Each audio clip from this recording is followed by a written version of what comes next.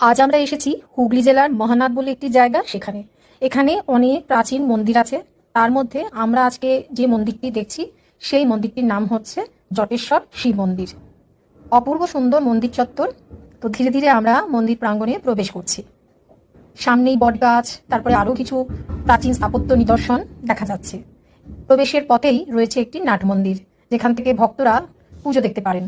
এখানে কিছু নিয়মাবলীও লেখা আছে, কিছু পোশাকের বিধিনিষেধ আছে। তো আমরা আস্তে আস্তে, মন্দিরটি আজকে ফাঁকাই, রবিবারে গিয়েছিলাম, তো ভেতরে প্রবেশ করছি। আমরা শনিবার গিয়েছিলাম। তো সামনেই রয়েছে শিবলিঙ্গ, প্রাচীন, অনেক প্রাচীন মন্দির।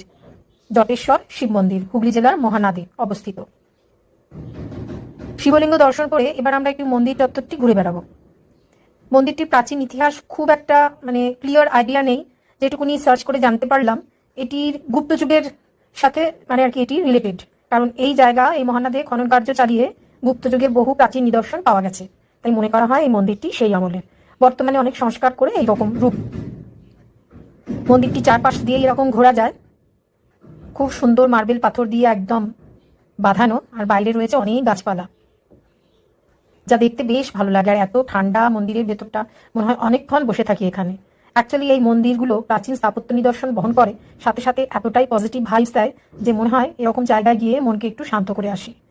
এখনকার দিনে তো মনটাই বড় অশান্ত না সবার, তাই মাঝে মাঝে এই মন্দিরে যেতে আমার খুবই ভালো লাগে। এখানে সব নিয়মাবলীগুলো লেখা রয়েছে।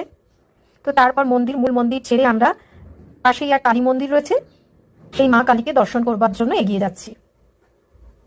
এটিও মার্বেল পাথর দিয়েই তার মেঝেটা দেখলাম তৈরি। পুরোহিত বা লোকজন সেরকম নেই, তো আমরা নিজেরাই মন্দিরটি দর্শন করছি। মায়ের অপূর্ব রূপ দর্শন করে আমরা মুগ্ধ। কি সুন্দর বেনারসি শাড়ি পরিহিতা মায়ের রূপ দেখুন। প্রাণ ভরে দর্শন সেরে এবারে আমরা একটুখানি মন্দিরের আর কিছু অংশ ঘুরবো, ঘুরে তারপর পেরিয়ে যাব। খুব ভালো লাগছে এরকম প্রাচীন মন্দির ঘুরে বেড়াতে, এত ভালো লাগে। এখানে শিবরাত্রির সময় খুবই ভিড় হয়, লোকজন পুজো দিতে আসেন।